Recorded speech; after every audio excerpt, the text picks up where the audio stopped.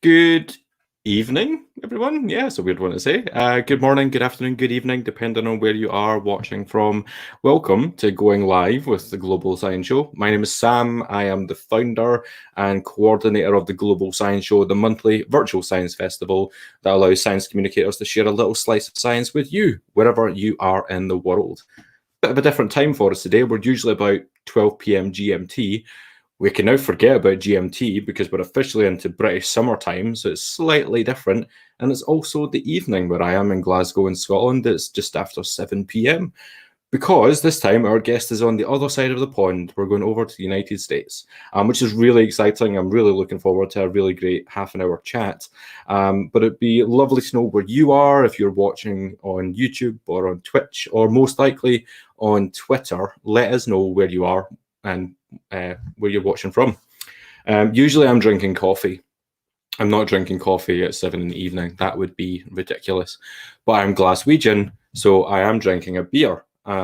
It's 7 p.m. in the evening, and I'm meeting up with a friend in an hour to have some Zoom beers. So I thought I'd get started early with this is an Isle of Arran blonde, which Isle of Arran is like one of the biggest islands around the coast of Scotland, and it's one of my absolute favourite places. I haven't been there in like 2 years now.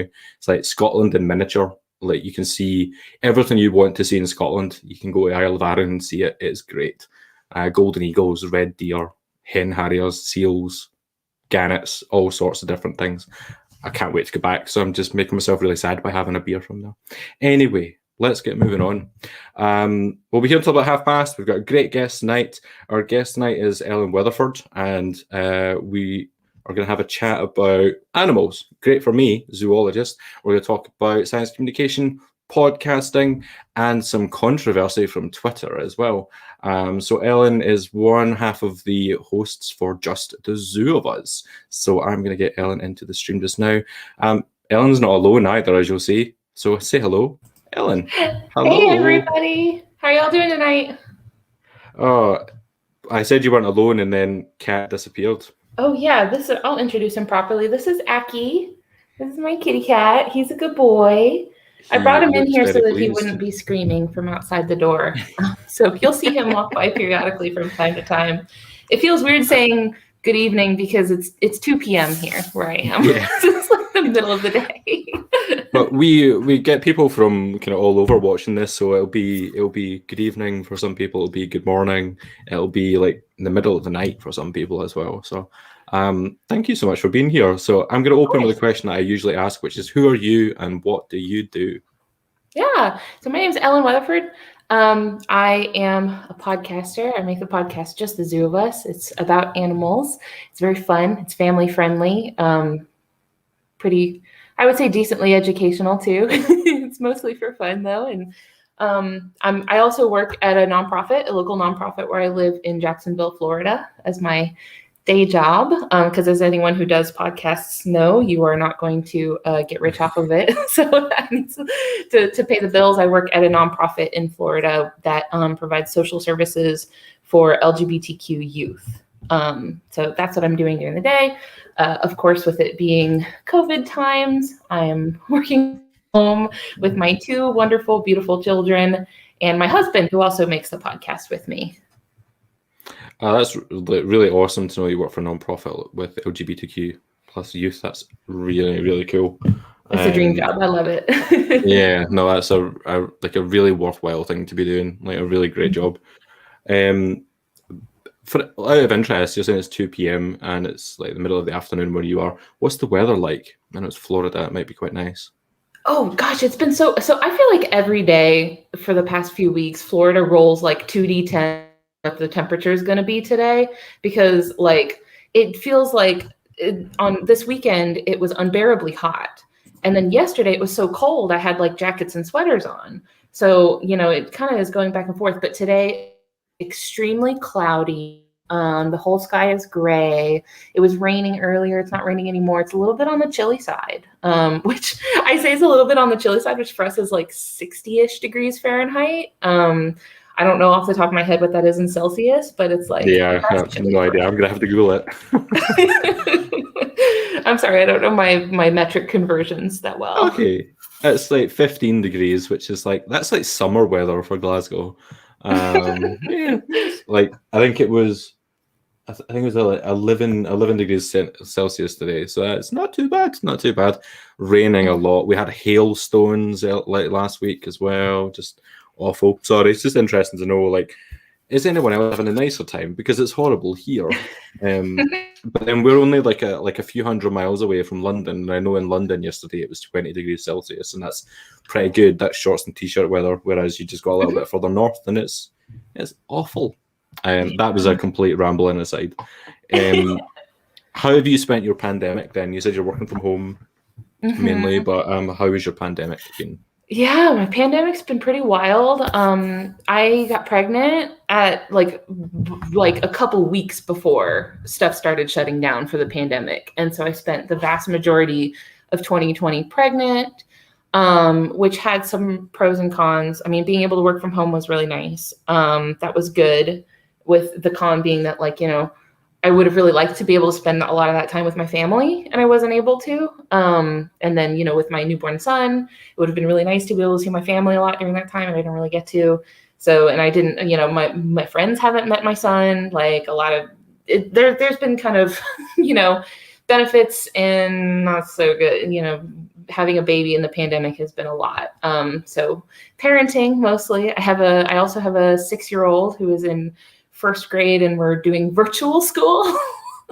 So Fun. we're virtual schooling a first grader and also having a newborn at home. So the podcast has been kind of my anchor to reality, and like my little thing that keeps me motivated, keeps me sane, keeps me anchored. That's pretty much what I've been doing. I've been parenting and podcasting. That's been my pandemic. Yeah, like I can completely kind of empathize with having an anchor. Like the Global Science Show is a thing that I've been doing, is been able to keep me anchored through everything else that's going on in the outside world. But I know a couple of people that have gone through pregnancy through COVID, and that seems like you would never. I know there's lots of things you would never have expected to do, but like having a baby through that time as well, that's just like a completely different world. So well done for getting through that. Like, that's pretty good going. Thanks. But coming back to the kind of podcasting aspect of it and being an anchor, like, what influenced you to do a podcast about reviewing animals? Where did that all come from? So I've been listening to podcasts since I think I was 11 years old when I started listening to podcasts. My mom had one of those original iPods.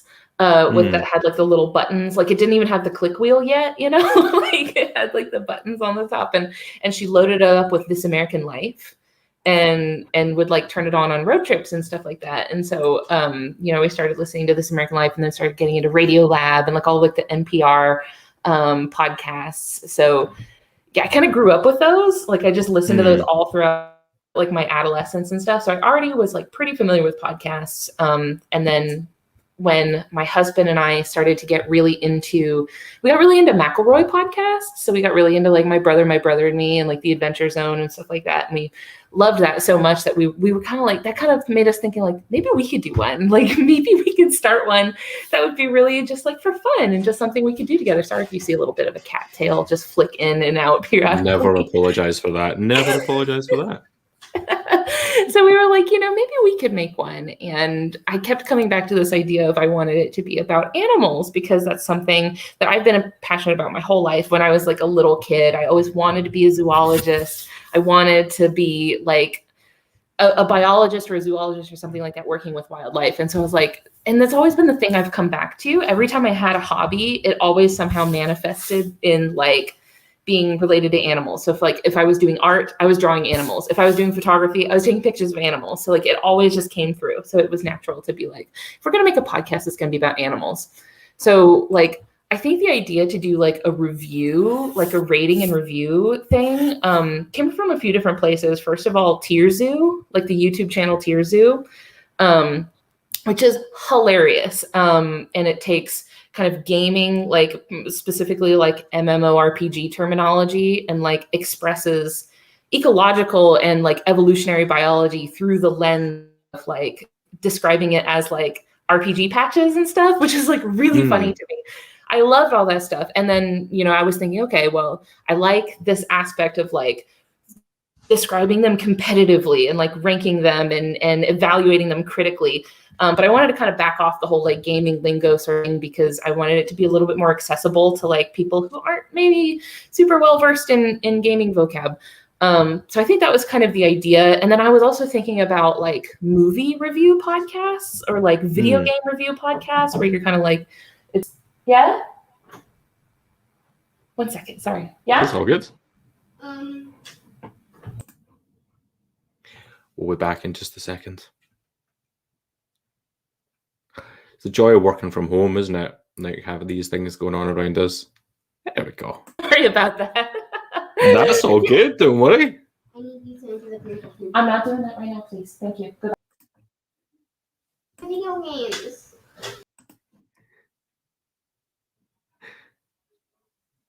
That's my 6-year-old. Anyway. That's all right. So I wanted to kind of do something that was a little bit more like doing critical evaluation and like, ranking them in this sort of like, what are they good at? What are they not good at? And then that when we started it, it was definitely just a sort of like, let's just do this for funsies sort of thing, let's just kick it. So we started with alligators and Florida manatees, which were from Florida. So this is very much like in Florida, our wildlife is kind of like a sense of identity for us, like our wildlife is amazing. We love our nature and we love our wildlife and we love our like native species here.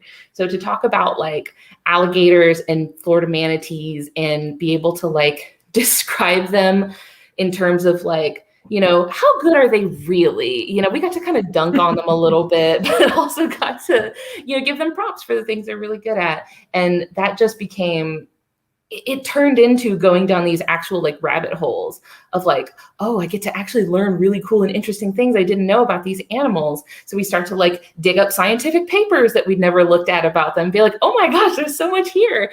So kind of the more like seriously we took it, the more it turned into like actual like digging into like some of the science behind the wildlife. And it just kind of turned into like, yeah, we're having fun. Yeah, it's, we're having these sort of chill conversations with each other, but we're actually like learning a lot and thinking about the context that these animals live in. It's been a lot of fun.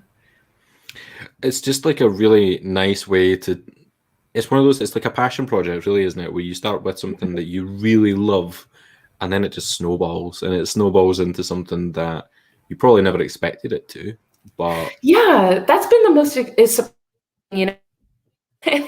we came in from we have no media experience, like we're not coming in like, we've never done any sort of media before. We've never done journalism. We've never done any of this stuff before. And so, at first it was really just like us and our friends. It was just like our buddies that we knew from school and like my mom maybe listened to it. I think I made a joke at one point about like, I don't think my mom's actually ever going to listen to this. And then she got mad at me because I said that. But like, it started off with just like, I would get really excited because I would check on my little thing and I'd be like, oh my gosh, 10 people listened to my podcast today. That was that was extremely exciting for me.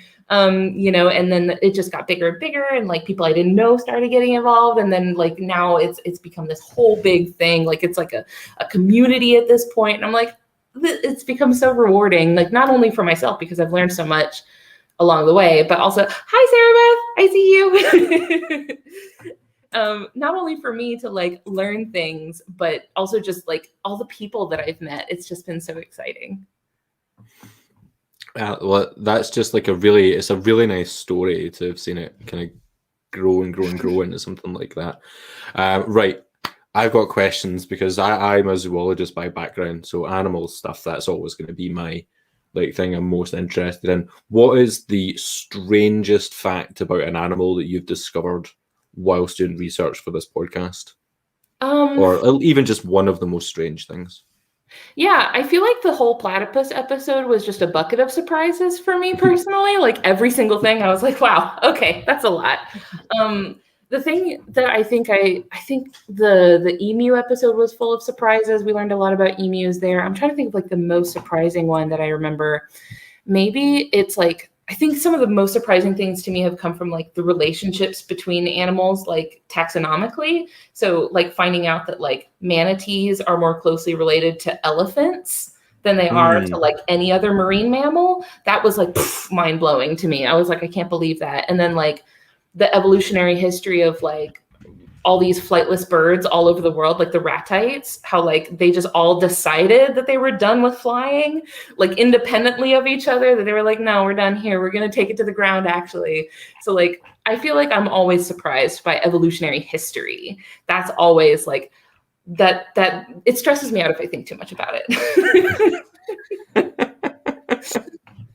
Yeah, no, I completely get that. So, oh god, there's so many questions.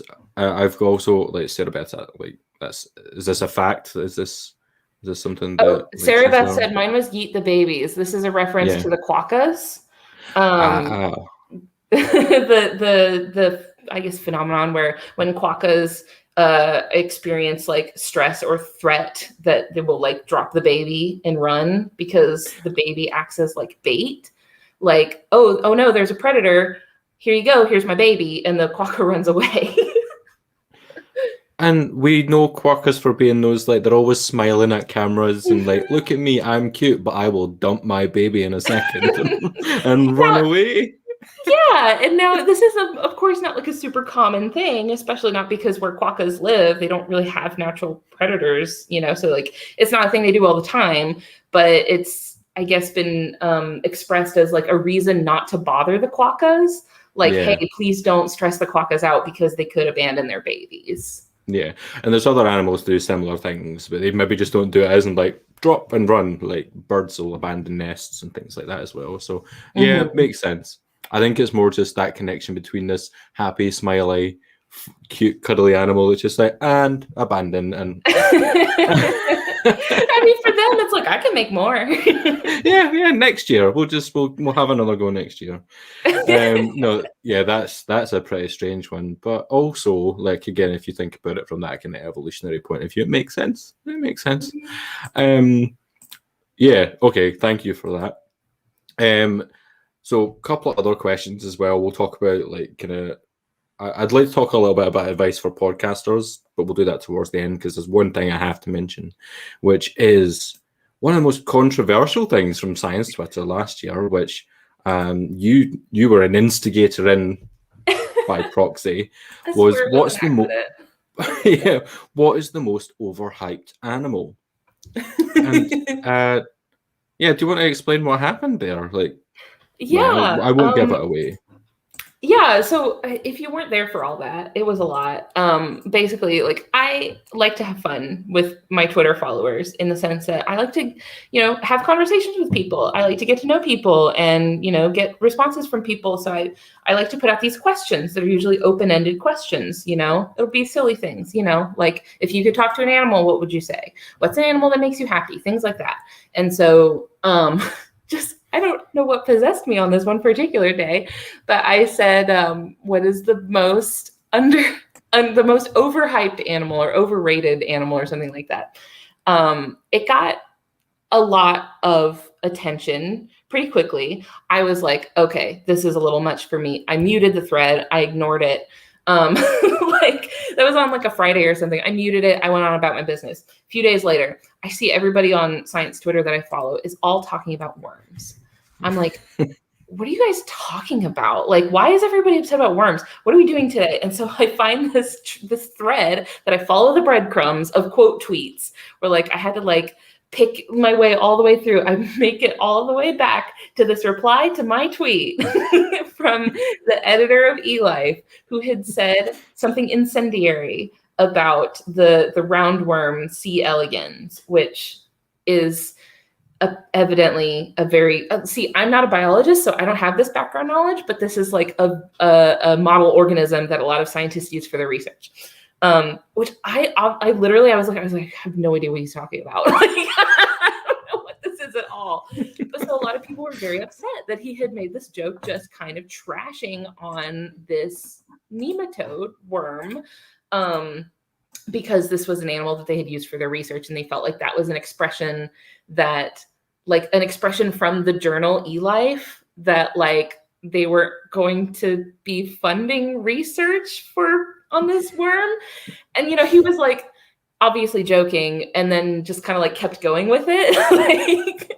So people were very upset about it. It just snowballed and it was a landslide that got crazy. People were really upset about it. And then people were upset that other people were upset about it. And and everybody who was spectating this was just kind of in the background, like, worms? Is that what we're doing today? And so I didn't know that all of this was happening until I finally picked it all the way back through and I was like, you've got to be kidding me. There's no way that all of this happened. And so I start to see like IFL Science did like an article about it, about like Twitter, like scientists on Twitter are mad about worms. And there's me in the top, before you click on the article, it's right there is my little tweet with my little name on it and my little icon on there. I'm like, they dunked on me so publicly. You don't even have to click on the article and I'm getting dragged already. So it's like, you've got to be kidding me. It just went, I will say that like, I ended up getting to actually like communicate with a lot of really cool people because really cool people reached out to me and were like, hey, I'm sorry this is happening to you. This is too much. It was, Sarah Beth mentioned that like people were comparing the joke about the worms to jokes about women. And then it was like, no, this is not about that. And it was like, it got so sticky so fast that I was like, I can't do this anymore. This is a mess. I promise I am not like a pot stirrer. Okay. Like I'm not the kind of person to like invite conflict. I think you can tell from the way that my tweets have changed since then that I'm not a discourse factory. I'm not trying to invite conflict onto everybody's timeline. I'm like, okay, let's keep it chill from now on. You just wanted to get people's funny opinions about animals, and it blew up a little bit. But again, it kind of gives us a warning about like the internet is a ridiculous place, and like you can try to do like what seemingly is the most innocuous thing, and it can become this where did this even come from sort of discussion.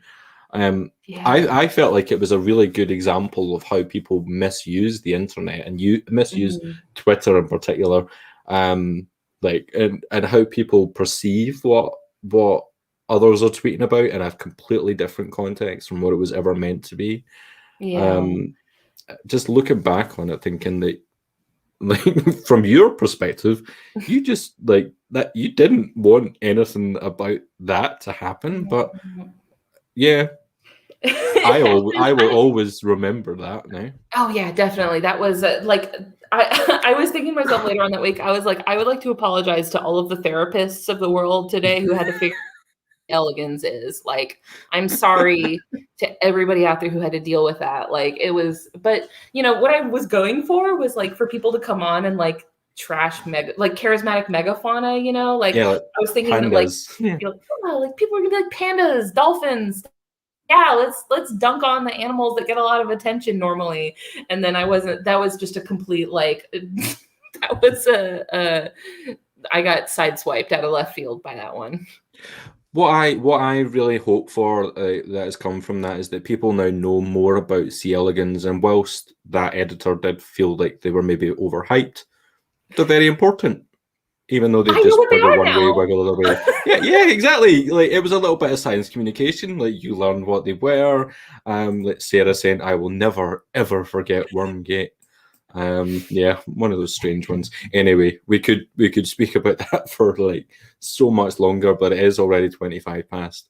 So we'll move on from that. But again, that gives you that idea that like social media, especially when it comes to like science communication, can lead us down wormholes that we just sorry, didn't even mean that, rabbit holes that you don't want to go down. Coming back to the kind of podcasting side of things, you've got like 90 episodes of content with some really, really cool like guests as well. Actually, two questions. Who would be your dream guest if you've not already had your dream guest on the podcast? It's a tough question. I think maybe one of the Irwin children, either Robert or Bindi. I think one of the Irwin children. I was having I this think that would be conversation with great. Christian Reed. I was like, I wonder if I could like get a rejection email from them. That would be so exciting for me. Yeah, that'd be enough. You know, like, at least Even that they would be like, they I can would hang that and frame it in my wall. yeah. I think they're the sort of people, especially Robert. I feel like Robert might do it. I think you need to just kind Maybe. of shoot that shot and give it a go. Fingers Anyway, that's crossed. the first question. The other one was like 90 episodes, which is quite a lot, like a really, really good haul of content there. So you've both got quite a lot of experience in this now, so it'd be really useful. Do you have any sort of hints and tips for anybody who might be interested in starting a podcast? Yeah, first of all, like go for it, like just try it. I think that I was so like leading up to us actually launching, it's vulnerable, right? Like to put yourself out there and like put your voice out there for people to listen to, it's a very vulnerable experience, right? It can feel kind of like stage fright, it feels very like, oh, I don't know if anybody's gonna like this or listen to it. But just try it, it's fun. Definitely like hype yourself up, right? Like take yourself seriously and like get out there. I know this is going to go contrary to what we've been talking about, how Twitter can be such a disaster, but Twitter can also be your best friend, right? Yeah. Because like a lot of the guests that we've had on that have been so incredible for me to get to know have come through getting to know them on Twitter. So like getting involved in the community, like if you've got a podcast about something, find that community, right? Like for me, it's about animals. So I go find the animal community. If you've got a podcast about, I don't know, Dungeons and Dragons, go find the Dungeons and Dragons community. Just like get out there and like make friends and make connections and like be out there. And then once people start to get to know you, then they'll actually start to be like, now I want to know what this person thinks. Like I care about this person. This is someone that I care and I want to hear what they have to say about this thing. So, just like, I think that the value of community cannot be understated because they will support you. And when you mess up horribly and you accidentally like delete your whole episode or something, they will be there for your shoulder to cry on. I have to give a shout out to like some people that have just been super, super supportive of me, is like Paul Chomo from the Varmints podcast and Dr. Vikram Baliga from the Planthropology podcast. They've become like my podcasting buddies because they're so just like kind and supportive. But like, we kind of, you just got to find people that you're going to click with and that you can communicate with that will have your back and, you got to come up with like the little buddy system. You got to have your little podcasting buddies. It's a lot of fun. It's been a really rewarding experience. I would definitely encourage anybody to take the leap. And, if it seems daunting or if you like need some encouragement or need any advice or anything like that, feel free to like message me, email me, anything like that. I'm always happy to talk about it. What a segue, because if you want to do that, there's the way to do it. There is the Just Deserve Us Twitter account and website. I think community, as you mentioned there, is one of those really important things for the Global Science Show that I run as part of what we're doing today. Is would never have been what it is without the people that just shout about it and support it and say this is a cool thing, other people should go look at it too. And like seeing the people that you have had part of that podcast, it just shows like your Gina's Wikis, your Chelsea Connors, a previous guest on here, Elizabeth Mills, like people like that, they are some of the top in their game, and to have them involved is just really, really cool. And you wouldn't get that without having that support of a really good community and network who believe in what you're doing. So that's a really, really good point. And like clearly you're doing all the right things that are getting people excited and interested. So that brings us to that half-hour point. So thank you so much for coming to speak to us. Of course. Thank you so much for having me on. No, it's been really good fun. Please, people, go check out Just the Zoo of Us on Twitter. Check out the website. You're on Spotify, which is where I know you from. Are you on the others like Amazon and Apple Music, Apple Music. Use that. Pretty much like all. If you use a podcatcher, we're not on it, please message me and I'll get us on it. That's a good way to find out. Where is it missing? Tell me where you can't find it. Yeah, we shouldn't be missing from any big ones. So if there's one that you use and we're not on there, let me know. I'll fix it. Awesome. Thank you so much, Ellen. Of course. Thank you. going to use the power that I have to remove you from the room. So thank you so much, and speak to you soon. All right, bye. What another really quick half an hour. I say this every time, what a quick half an hour. Like it does just feel like it disappears from in front of me every time. Thank you so much to Ellen for coming to speak to us today. It's really nice to, because this is the first time we're on episode 13. This is the first time we've got out of the United Kingdom. And it's just really good to kind of broaden out and speak to people who are on like a different time zone, a different part of the world from where I am right now. So thank you so much, Ellen, for coming to have a chat with us. We'll be back again on Thursday of this week. We will be back at 1:30 p.m. BST. We are coming back to the UK for this one, but I'm really, really excited. We're going to continue the animal chat because we are going to speak to Khalil Thurlaway from the Natural History Museum in London.